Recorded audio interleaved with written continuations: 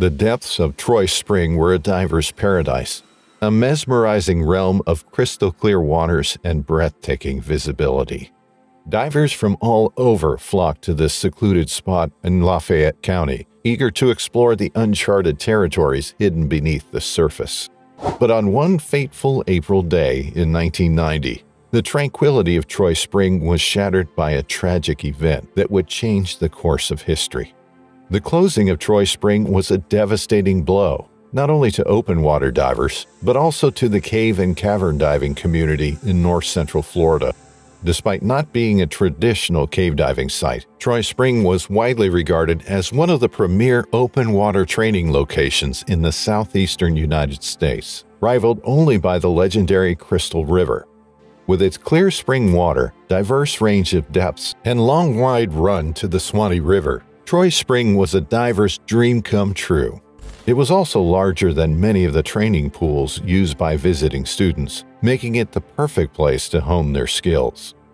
Aside from a popular open water training site, Troy Spring was also a unique and highly sought-after location for instructors due to its exceptional features.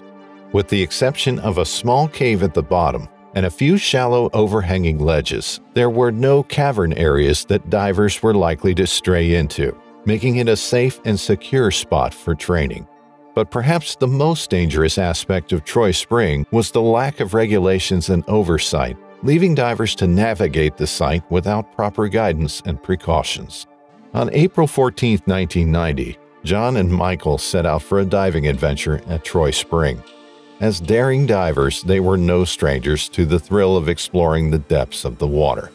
However, what they didn't have was formal cave or cavern training. Before their dive, the pair visited a local hardware store where they purchased a spool of monofilament fishing line, which they planned to use as a guideline during their dive. They also gathered their diving equipment and did a thorough check to make sure everything was in working order.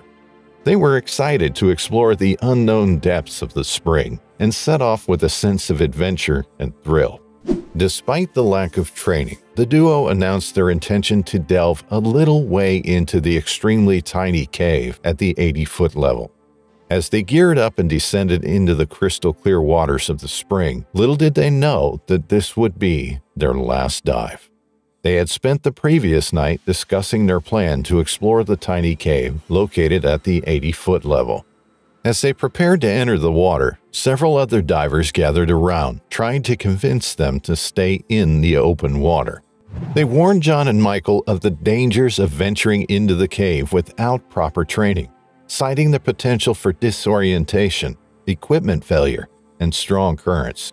Despite the pleas of other divers to turn back and return to the safety of open water, John and Michael were determined to continue. They had spent weeks planning for this dive, and they were not going to let a little warning stop them. They were convinced they were experienced enough to handle the cave. They stepped confidently into the crystal-clear spring water, not realizing that this would be the last time they would see the light of day. As they descended deeper and deeper into the cave, the other divers watched in horror, knowing that they had done everything in their power to prevent this tragedy. As they ventured deeper into the cave, the currents began to pick up, becoming stronger and more unpredictable. John, the lead diver, started to feel the effects of the current as his regulator began to free flow. With every breath, he felt a sense of panic rising within him as the air in his tanks started to dwindle at an alarming rate. The effort required to enter the cave had caused him to breathe harder and faster, exacerbating the problem. Michael, the second diver, was also struggling. He had managed to avoid the worst of the current, but his air consumption rate was extremely high. He had not been prepared for the level of exertion required to enter the cave, and his tanks were quickly running low. Unlike John, Michael did not have an octopus with which to share his air, and he knew that his fate was now inextricably linked to his partner's. As they pushed deeper into the cave, the sense of danger and urgency grew with each passing moment. They knew they had to turn back, but the cave was so small that it would be a difficult and dangerous task. With their air supplies dwindling and the current becoming stronger and more unpredictable, The two divers were in a race against time to make it back to safety. The reality of their situation began to hit them like a freight train. The monofilament fishing line they had brought as a guideline, which they had thought would be their lifeline, proved to be no match for the powerful currents that swirled around them. They were quickly pulled away from the entrance, the only light and safety they had known just moments ago, now a distant memory. Their attempts to swim back to the surface were futile, as the lack of air and the disorientation caused by the cave's twists and turns made it impossible for them to find their way back. 55 feet into the cave, the lead diver, John, ran low on air and attempted to share air with his already panicky buddy, Michael. Unfortunately, because Michael lacked an octopus, they could only attempt to pass a single second stage back and forth. The extremely heavy current that was present in the cave proved to be too much for the divers to handle. It forced them back towards the entrance, and in the process, both divers became hopelessly entangled in their do-it-yourself guideline. Panic set in as they realized they were truly lost, with no way of getting out of the cave alive. They struggled to keep their cool, but the fear of never seeing the light of day again was overwhelming. The last thing they saw were the walls of the cave closing in on them as the darkness consumed them completely. Trapped and unable to move, they drowned within sight of the surface. As the recovery specialists carefully made their way to the site of the tragic accident, the weight of the situation weighed heavily on their minds. They knew that every second counted and that every decision they made could mean the difference between life and death. As they reached the depths of the cave, the reality of the situation became clear. The lead diver, his body limp and lifeless, had run out of air and was unable to be saved. The second diver, though still alive, was in a critical state, his body tangled in the makeshift guideline they had brought with them. The specialists worked quickly, cutting through the tangled lines with precision and care, but even with their expertise, it took a grueling 10 minutes to free the second diver. Tragically, his buddy had also met the same fate, unable to reach his second stage rebreather despite having 1,700 pounds of air left. As the sun set on that fateful April 14, 1990, the news of the tragic drownings at Troy Springs spread like wildfire among the tight-knit diving community. The families of the two divers, John and Michael, were left to grapple with the devastating loss of their loved ones. The investigation into the incident revealed that both divers had suffered from a lack of air, with John's regulator free-flowing and Michael unable to reach his second stage rebreather. The heavy current and disorientation had ultimately proved to be too much for the ill-prepared divers.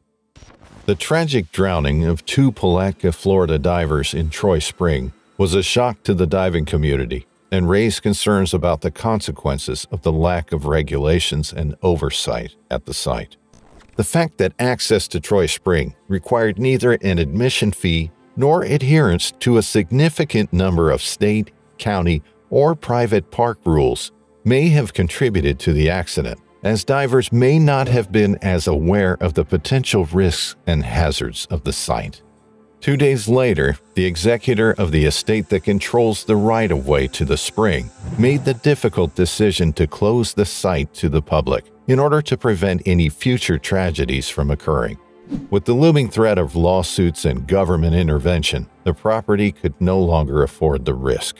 The access road was blocked off, and with plans to convert the property into a boys' camp, it seemed unlikely that the spring would ever be open to divers again. The tragic story of John and Michael serves as a sobering reminder of the dangers of cave diving. Their decision to ignore the warnings of experienced divers and to venture into the cave without proper training ultimately cost them their lives. Despite the beauty and allure of the crystal-clear spring water, it was a deadly trap that they could not escape. The death of these two young men was a profound loss for their families and friends, and their memory will forever be etched in the hearts of those who knew them. But in the wake of their deaths, we must also remember the lessons that they have taught us. We must respect the power of nature and always be aware of the risks that we take. We must also remember that no adventure is worth sacrificing our lives for. Let us honor John and Michael by being vigilant and responsible in our own pursuits, so that their deaths will not be in vain. We would like to thank you for watching this video. If you enjoyed watching this, take a dive on the like and subscribe buttons and hit the bell icon so you get notified when we come back with another exciting cave diving story.